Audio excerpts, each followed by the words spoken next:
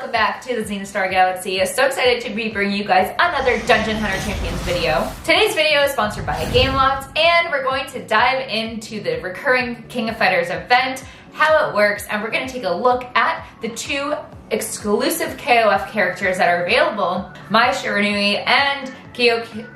Mai and Kyo. I'm trying to go with that because it's hard to pronounce the damn names. Okay. If it's your first time to my channel, my name is XenaStar. I am a Twitch streamer as well as a video game content creator here on YouTube. So definitely check me out on Twitch as well as my other social medias. They'll be posted in the description below. If you are new to Dungeon Hunter Champions or if you have never played the game, make sure to check out the download link below and get the game so you can get in and you won't miss any more of the King of Fighters events because they only come out once every month. So let's get into the event and how it works. So as you guys know, DHC teamed up with King of Fighters and they have an in-game event that is available approximately once every month. It comes back. So it's a recurring event. So right now when this video is posted, it may or may not be going on, but we're gonna get into it and cover it because it will be coming back and you'll have a chance to get those champions once and for all. One thing to note about this event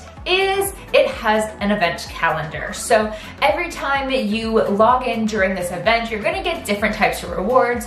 Some will be energy that you'll need to use for the event. Some will be summoning pieces for Kyo, which is one of the characters you can get.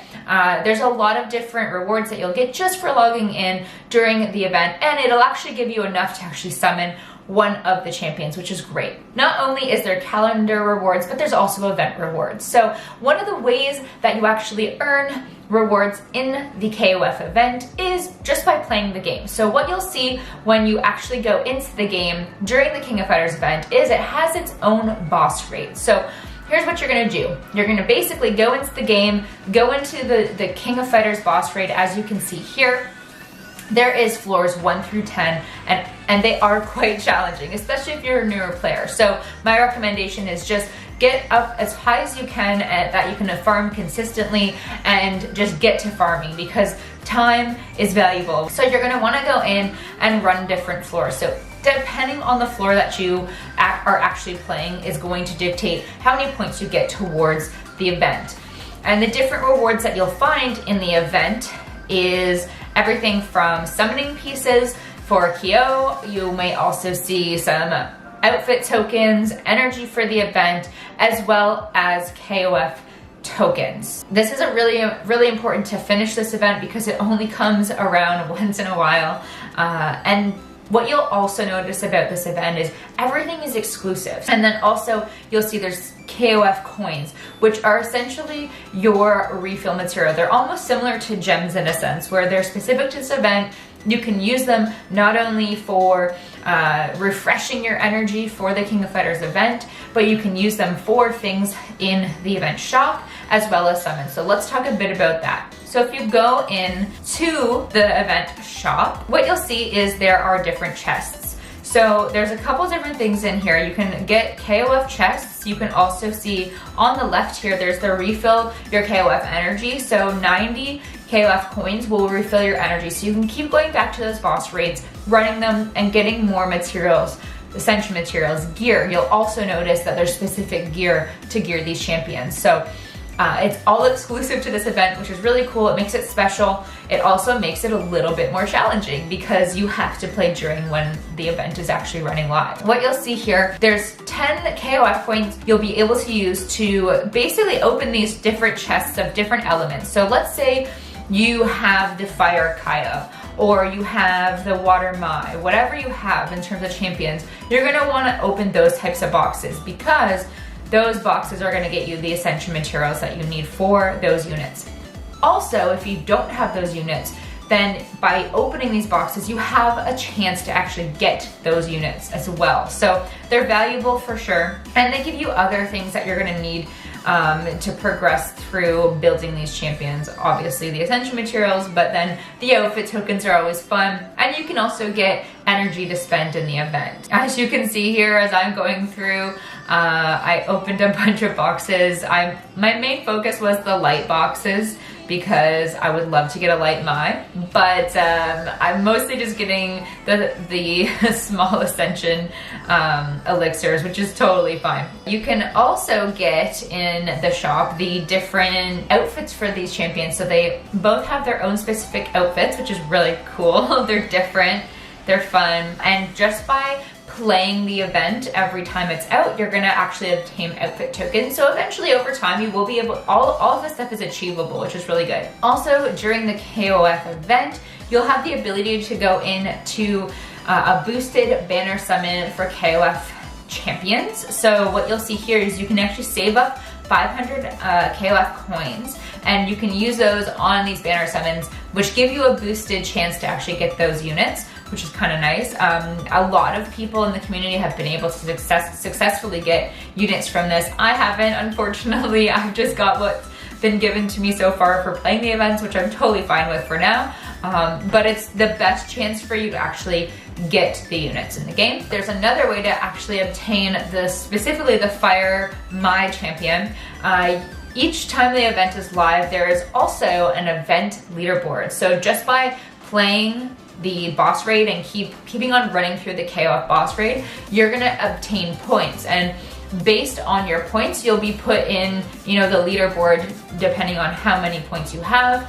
And part of the rewards for that are getting summoning pieces for those champions. Part of the rewards for that is getting summoning pieces for the Fire Mai. So over time, you can, if you can't get enough the first go around, you can start saving up. And I'm gonna show you what that looks like. So if I go into my summoning pool here, so if I go into summoning and I go into shards, I can go over to the champion shards, and what you'll see if I scroll down is I currently have enough to summon another Kyo, but I also have 25 summoning shards towards getting Mai. So do I have her yet? Nope, but because I've been playing on every time that there is a KOF event, I've been finishing high enough on their leaderboards to get some summoning pieces towards her. So over time, I will get her, which is exciting because she is also the 5v5 eligible champion, and so is the Fire Kyo. So, you know, whether you plan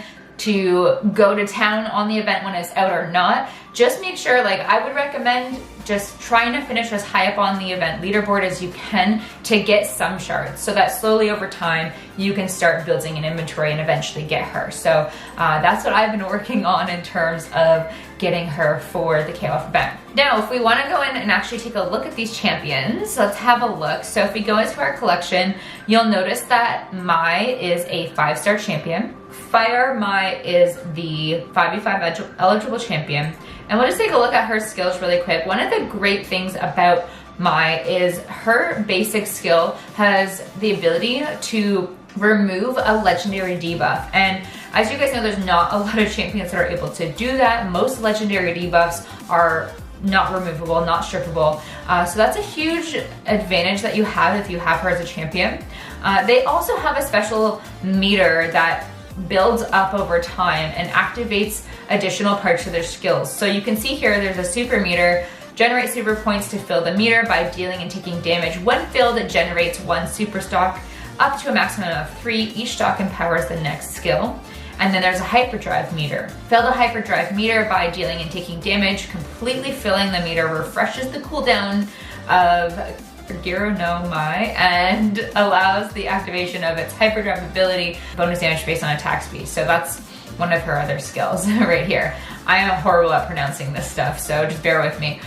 So as you can see, the hyperdrive ability channels a fire tornado around her, instantly generating 1 super stock and entering hyperdrive mode. The tornado damages nearby enemies and knocks them into the air, can move at 50% speed while channeling. So there's just a lot of great uniqueness to her skills. She's very, very unique in that sense. She has a crit damage lead in terms of her synergy trait, which is awesome. So each Mai is going to have their own specific set of skills, but all of them have the ability to have that hyperdrive meter, My favorite Mai out of all of them is probably the light or the water one. One of my guild members has her, Reinhardt has her, so I'm super jealous. And then if we go into looking at Fire Kyo, obviously he has the same ability like Mai in the sense that they have a hyperdrive meter that can be filled over time, which is awesome. So it brings a couple extra elements to their skills. So if we look at the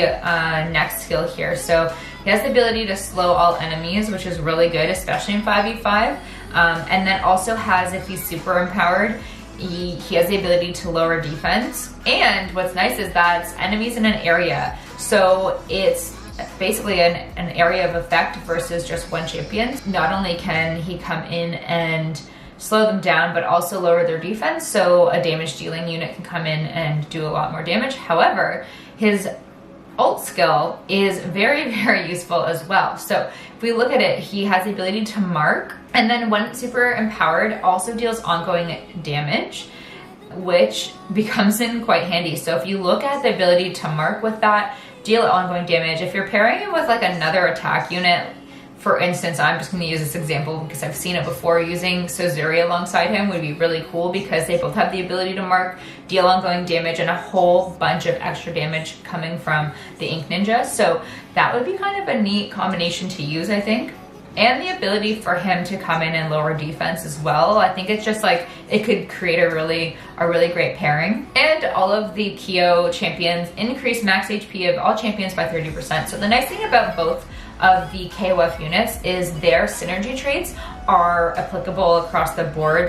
They're not element specific, they're not an area of the game specific, so it's versatile, which is great. Again, when I'm looking at which champion I really want to get, the light one is definitely on my list out of all the Kyos because he has a little bit of everything. You know, the ability to slow, lower defense, mortal wounds, mark, and ongoing damage. It's like, I don't know how you beat that. I think that's just so many great elements to him as a champion. So I definitely want to get my hands on one. And then we move along to the dark one. Again, that same first skill. Now he doesn't really have any debuffs or buffs, so kind of, in my opinion, both the dark Kyo and the dark Mai are like the weaker of all of the different elements. Now, maybe you guys have them and you're using them successfully in different areas. That's awesome. I look at how valuable buffs and debuffs are in the game, and I think the ones that offer the most options for that are super valuable. So that's my 2 cents on that. Anyways, guys, that is my coverage of the King of Fighters event in Dungeon Hunter Champions. I hope you guys enjoyed this video. I really enjoyed being able to go to Japan and actually see some of that behind the scenes look at the SNK studios, and getting to hear more about the collaboration and more about King of Fighters as a game. I'm definitely really interested in checking out some of the King of Fighters games, considering prior to this I've never played them. Got to play some of them at the SNK studios, which was really fun, and see that basically that inspiration behind the characters, because we got to see some of the original artwork for Kyo and Mai as well. So that was really, really neat. We had a great time, and I look forward to more King of Fighters events coming out in the future because I'm still looking to get myself a Mai. Again, if you guys haven't got the game yet, there will be a link in the description down below. And if you guys want to check out some live gameplay, definitely make sure you come by my Twitch channel, because the next time the event is live, we'll be playing it and we'll be going through it, obviously, as we always do.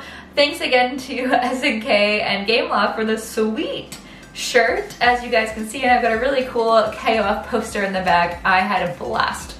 Anyways, guys, until the next video, thank you guys for hanging out. Leave me a comment down below if you guys have any of the KOF units. Let me know what you think of them. Let me know what you think of the event, and let's chat a bit about it. I'll see you guys in my next video. Thanks for hanging out. Remember to spread love and not hate, and we'll see you again soon. Peace.